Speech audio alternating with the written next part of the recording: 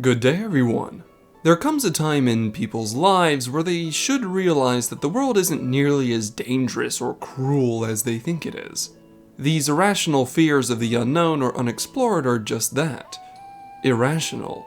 Because it's only through knowing that we can safely say whether or not we should keep something at arm's length. For example, the entire reason people don't go touching a fire is because they know it will burn them. As such, experience is one of the greatest mentors reality has to offer, though only if you're prepared to heed its advice. But with all that being said, there are those exceptional things and places that truly are just as dangerous as people think. In these circumstances, caution is all too valuable a tool, and one you would be wise to take with you should you walk the halls of the Aurum Vale. I've heard many a story about this place from a variety of adventurers, both new and old, and while I'd be happy to share them, we'd be here all day discussing these tales.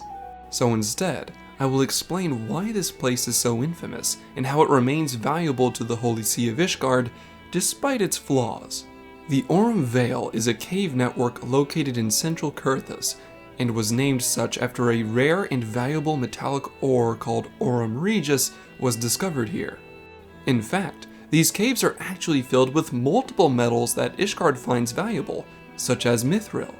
So it's little wonder that despite how dangerous these caves are, the promise of Aurum Regis, mithril, and other items makes the Vale too precious of an asset to simply ignore. And yet, it's the very presence of these metals that has also led it to becoming one of the most dangerous caves in Eorzea. I speak of the yellow liquid that fills these caves, the substance known as gold bile. Gold bile is a very volatile liquid that gets its name from the way it glitters, as well as how it will corrupt the body of any who are in its presence for too long. It's an acidic compound that was formed when the mithril ore here mixed with a crystalline mineral called sulfur within the natural waters of these caves. Just like the metals Aurum Regis and mithril, it turns out that sulfur was plentiful here as well.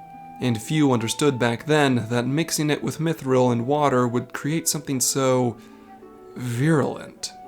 Indeed, what makes gold bile so dangerous is the fact that it's not only toxic to the touch, but the chemical reaction releases noxious fumes into the air that will tear apart your lungs if inhaled directly. Thankfully, there are ways to protect yourself. The fumes are only lethal if inhaled in the immediate area for an extended period of time. And Ishgard has developed ways to prevent the air from harming people when spending extended periods of time in these caves. For me, it turns out that a simple enchantment on a mask is enough to keep the fumes away. The reason this entire cave isn't one huge poisonous cloud is that the toxins in the air break down rather quickly, leaving some sections of these caves with rather clean air, all things considered. However, even with protection, you don't want to spend too much time in these caves. Even if you manage to reach the sections that aren't filled with gold bile, you'll need to contend with the aggressive monsters that have taken up residence here. It's true, despite the presence of gold bile, many monsters and even plants still call this place home. And strangely enough, some of these creatures have managed to live with it instead of against it. A good example would be the Malboros, making an already poisonous monster even more of a threat. Which actually brings us to why Ishgard would allow common adventurers into these caves in the first place. To understand why Ishgard would petition for aid is to understand the time in which they did so. Normally, Ishgardian pride would see that their own problems would be handled by their own hands. After all, their culture has ever been very self-sufficient. But that's the point. It had been 5 years after the 7th Umbral Calamity, and the flash freeze over Kurthus showed no obvious signs of thawing out, causing them some major agricultural problems. On top of that, the amount of dragons attacking their land had only increased as the Dragon Song War was finally reaching its 1,000-year climax. So, with resources dwindling, territories being overrun, and the steadily growing political dissension, Ishgard was reaching one of its weakest points in history. But instead of letting their pride destroy them, they did eventually petition the Grand Companies of Eorzea for aid in dealing with the growing numbers of monsters in the Aurum Vale. In exchange for their aid, Ishgard promised to give the Grand Companies a small set of battle-trained chocobos, which, given the proper pedigree, would have made some of these birds worth their weight in gil. This was the reason that the Twin Adder, Maelstrom, and Immortal Flames would eventually send a small contingent of proven adventurers to investigate and clear out the Aurum Vale. During these times, Ishgard needed every resource it had access to, and these caves were no exception. Adventurers would indeed answer the call and travel into the Aurum Vale to try and reduce the hostility of the creatures within these caves.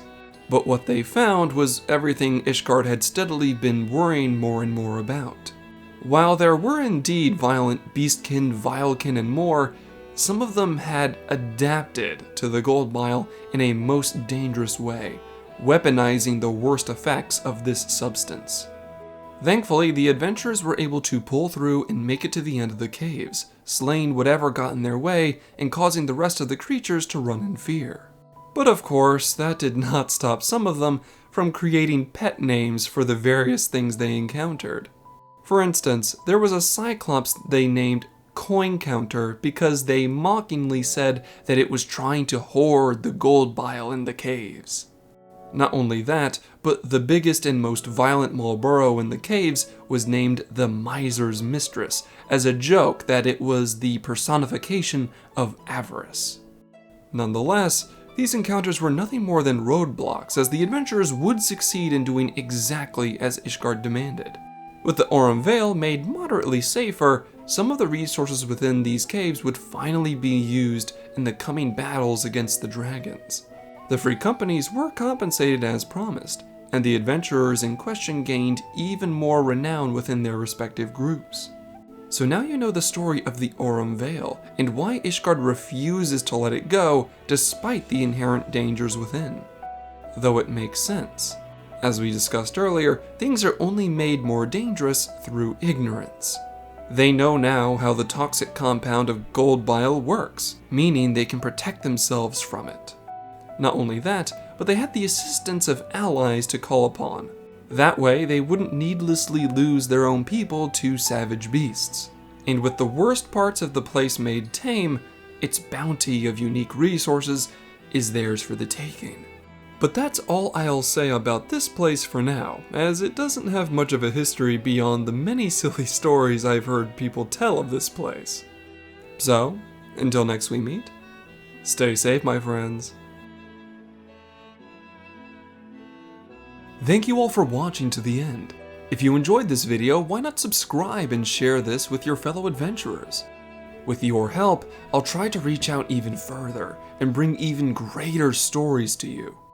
Although, I'd be remiss if I didn't acknowledge my biggest contributors.